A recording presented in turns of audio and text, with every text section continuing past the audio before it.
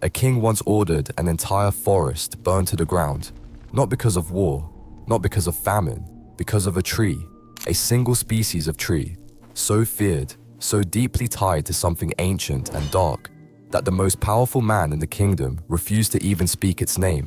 And he wasn't alone. Across history, from the courts of medieval Europe to the temples of ancient India, kings, emperors, and pharaohs issued one of the strangest categories of royal decree ever recorded: the banning of a tree. Not weapons, not poisons, not enemy armies, trees. Some were banned because of what they witnessed, some because of what they did to people who got too close, and some because of what people believed grew inside them. We're talking royal executions carried out beneath certain branches, secret rituals so disturbing that entire priesthoods were wiped out just to silence what happened under the canopy. These weren't superstitions of uneducated peasants. These were royal orders, backed by armies, enforced by death. 5 trees, 5 bans, 5 reasons that history quietly buried, hoping you'd never ask questions. And trust me, number 5 will make you look at your own backyard differently. Number 1, the yew tree, the king's forbidden graveyard. The first tree on our list doesn't look dangerous. It's beautiful actually.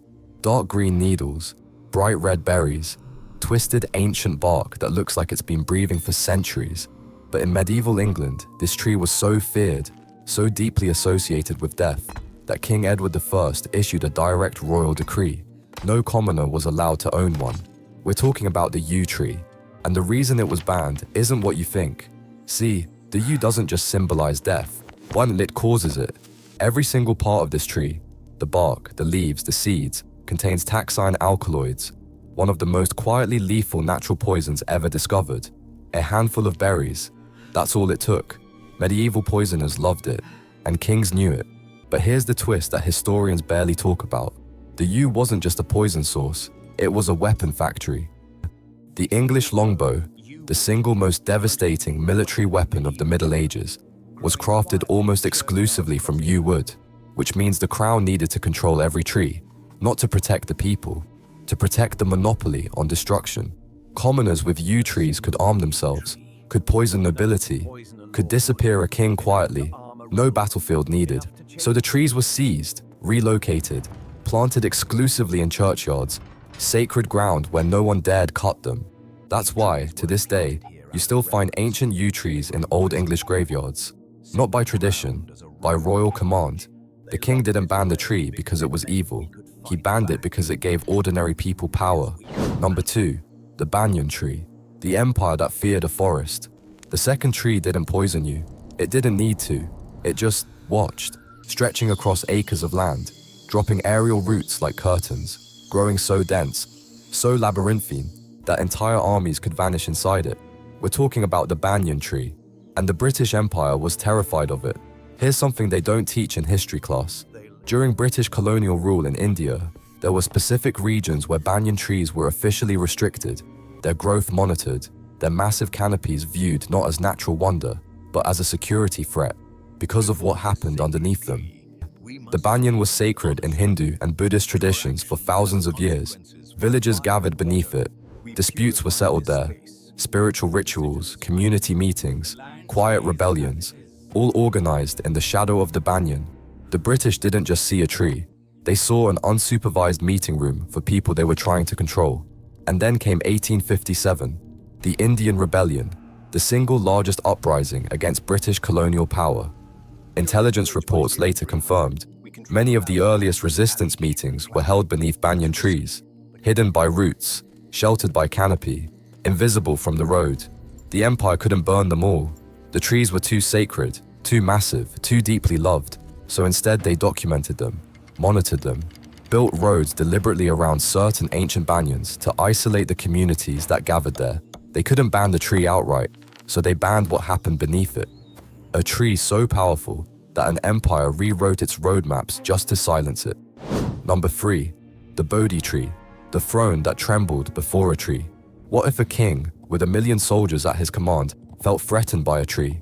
Not the people beneath it, not the priests around it, the tree itself. This is the story of Ashoka the Great and the Bodhi tree, and it is one of the most bizarre royal obsessions ever recorded in human history. The Bodhi tree, a sacred fig, in Bodh Gaya, India, was already ancient when Ashoka came to power around 268 BC. It was the tree beneath which the Buddha had attained enlightenment. To millions of people across the subcontinent, it wasn't just a tree, it was proof that one man had transcended power itself, had walked away from kingdoms, armies, and thrones, and found something greater. Ashoka's queen, Tisaraksha, reportedly couldn't stand it, because her husband, the most powerful emperor in Asia, was spending more time at that tree than at her palace. So according to ancient chronicles, she ordered the tree poisoned, slowly, secretly, thorn by thorn driven into the bark. The tree began to wither, and when Ashoka found out, he wept. An emperor, conqueror of nations, wept for a tree. He ordered a protective wall built around it, ordered milk poured at its roots, devoted royal resources to nurse it back to health. But here's the darkest twist. Ashoka's own daughter later carried a sapling to Sri Lanka, because somewhere deep down, even he knew, if the original tree ever truly died, something far more powerful than a kingdom would die with it. A tree so sacred, a queen tried to murder it out of jealousy. Number 4. The dragon blood tree, the forbidden crimson secret. Imagine cutting into a tree and watching it bleed. Not sap, not resin. Something thick, deep red, almost impossibly close to the color of human blood. Meet the dragon blood tree. And the moment ancient kings discovered what that crimson liquid could do, they locked it away from the world. This twisted, umbrella-shaped tree grows on the island of Socotra, a place so isolated, so alien-looking, that scientists have called it the Galapagos of the Indian Ocean. For thousands of years, the dragon blood tree's deep red resin was one of the most coveted and most controlled substances on Earth. Ancient Romans used it as medicine, as dye, as varnish for gladiator swords. But here's what the history books whisper quietly. It was also used in rituals, dark ones. Alchemists across medieval Europe believed dragon blood resin had mystical properties, that it could summon, bind, and seal certain forces that had no business being disturbed. Arabian traders who controlled the Socotra route didn't just charge fortunes for it, they deliberately spread rumors, stories of sea monsters guarding the island, cursed ships, sailors who never returned, not because the island was dangerous, but because they needed the monopoly, control the tree, control the resin, control the price. Sound familiar? When Portuguese explorers finally reached Socotra in 1507, they found local rulers had already established strict harvesting laws. Only certain families could bleed the trees. Only certain seasons allowed cutting. Violations meant death, not because the tree was sacred, because it was currency, wrapped in a legend dark enough to keep strangers away. A tree that bleeds, a secret that made kings rich, and a myth deliberately built to protect both. Number 5. The manchineel tree. The tree, so deadly, Spain made it a weapon. The last tree on this list doesn't need a king to fear it. Every living thing fears it naturally. This is the manchineel tree, and it is, without exaggeration, the most dangerous tree on planet Earth. Standing quietly along Caribbean coastlines, beautiful, green, perfectly innocent looking, with small golden apples hanging from its branches like an invitation.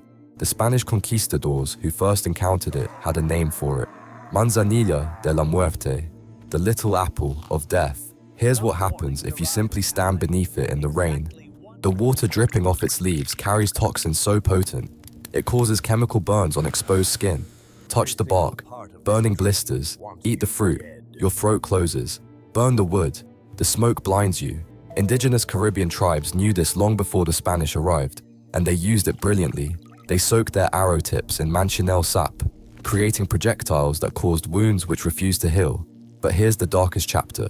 When Spanish colonizers began enslaving and massacring indigenous populations, resistance fighters reportedly drove Spanish soldiers into manchineel groves.